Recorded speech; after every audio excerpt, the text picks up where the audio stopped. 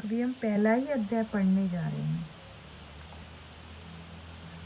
तद उपरांत इनके मुख्य दो वेद प्रकट हुए और पहले मस्तु पुराण का आविर्भाव हुआ, जिसमें यह सूचित किया है कि इस प्रथम कल्प में एक पुराण था जिसमें 1 अरब श्लोक थे, जिसमें त्रिवर्ग साधन हो जाता था। इसके पश्चात ब्रह्मा जी के मुख से सब शास्त्रों की प्रवृत्ति हुई।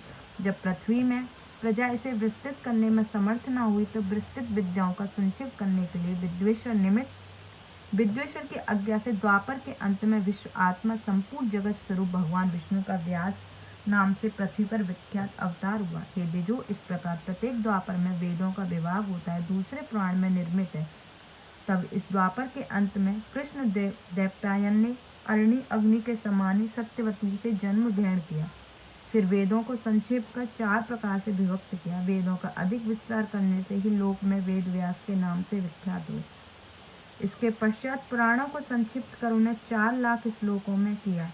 जिन पुराणों को देवलोक में अब 100 करोड़ विस्तार है। 4 वेदों को जानकर भी जो ब्राह्मण पुराणों को नहीं जानता वह सर्व विद्या संपन्न होते हुए चतुर नहीं होता। जो इतिहास और पुराणों से वेदों का विस्तार करता है उसे थोड़े पढ़े हुए वेद डरता है कि मेरा प्रतारण करेगा, जिसकी उत्पत्ति प्रलय वंश मनवंतर कथा वंश नुचरित से उसे पुराण कहते हैं। पुराण 18 हैं। अतः नंबर 1 ब्रह्मा पुराण, नंबर 2 पद्म पुराण, नंबर 3 विष्णु पुराण, नंबर 4 शिव पुराण, नंबर 4 भगवत पुराण, नंबर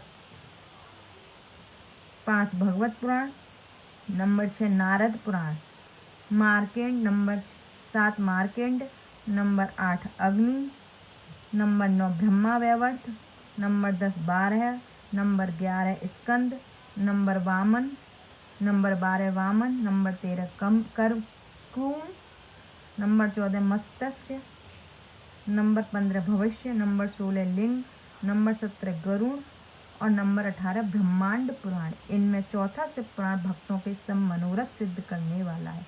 इसकी कुल 12 संहिता हैं।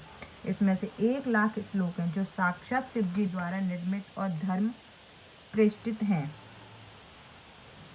इसके करते हुए धर्म का पालन कर 3 वर्णों के मनुष्य शिव जी के प्रसाद से जन्म में ही मुक्त हो जाते हैं। शिव के आश्चर्य से तो मनुष्य की कौन कहे, देवताओं को भी मुक्ति होती है, इसमें संदेह नहीं है। उसी वेद समस्त शिव पुराण को मैं आपसे कहता हूँ, सुनिए। इस पुराण में कुल 12 संहिताएं हैं।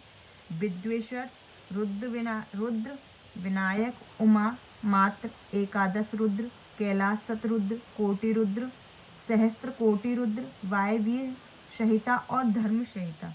विद्वेश्वर संहिता 10,000 श्लोक है। रुद्र विनायक और उमा मात्र संहिता में प्रत्येक 8,000 श्लोक की है। एकादश रुद्र 13,000 की है। कैलाश संहिता 6,000 की है। शतरुद्र 3,000 की है और कोटि रुद्र 9,000 की है। सहस्त्र कोटि 11,000 की है। वायु 4,000 की और धर्म संहिता 12,000 की। इस प्रकार व्यास जी ने इस भुक्ति मुक्तिदायक शिव महापुराण को 24,000 श्लोकों में संक्षेप में किया है, जिसमें भेदों सहित 7 संहिता ही रखी है, जिसमें पहली विद्वेश्वर संहिता, दूसरी रुद्र संहिता, तीसरी शतरुद्र संहिता, चौथी कोटि रुद्र संहिता, 5वीं उमा संहिता, 6वीं कैलाश संहिता और 7वीं वायवीय संहिता है। इसमें विद्वेश्वर संहिता 2,000 श्लोकों की है। रुद्र संहिता 10,500 श्लोक की है। शतरुद्र संहिता 2,180 श्लोक की है। कोटि रुद्र संहिता 2,224 श्लोक की है। उमा संहिता 1,820 श्लोक की, कैलाश संहिता 1,240 श्लोक की और वायु संहिता 4,000 श्लोक की।